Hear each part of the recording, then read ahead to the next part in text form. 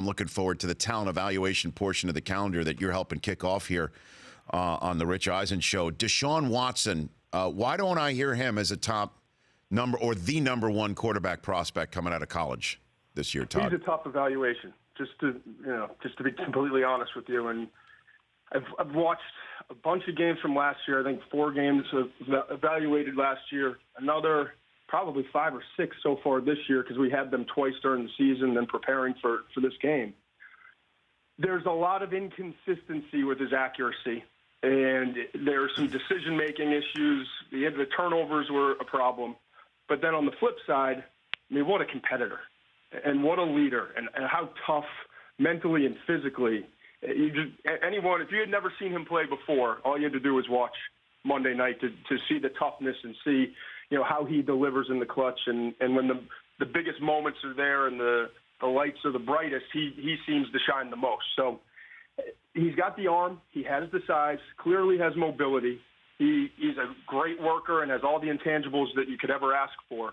And that's why when you compare and contrast the pros and the cons, that's why it's such a difficult evaluation. I think when it's all said and done, I'll probably wind up with a second-round grade on him, but it won't surprise me if a team, with the need that we have at that position, with how many teams in the first round will need a quarterback, a team, I'm sure a quarterback coach will sit there and bang on the table, offensive coordinator, and say, we can develop this guy. He has the tools to work with.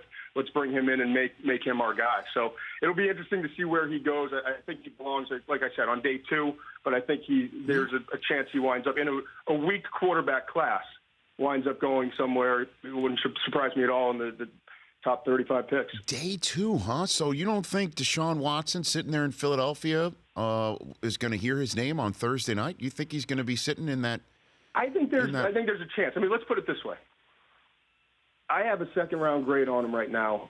A lot of guys in the league I've talked to have said 3rd, 4th-round grade. Now, that obviously changes as we get closer and GMs and coaches get involved more in the process, and you start to look at the team needs, and quarterbacks always get bumped up there. And again, Mitch Trubisky from North Carolina just made the decision that he's going to be part of this 2017 class.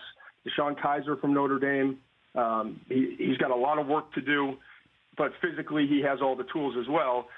But those are probably the top 2 quarterbacks, and Watson's right there. So you're talking about guys that, Trubisky only had 13 college starts. That's it. Mark Sanchez had 16, and we, knocked that decision for him leaving school early. So there are weaknesses to holes to pick, if you will, with all of these quarterbacks, and it's an interesting class, but I would not, by any stretch of the imagination, call it a good class of quarterbacks. The Rich Eisen Show, weekdays at noon Eastern on Audience.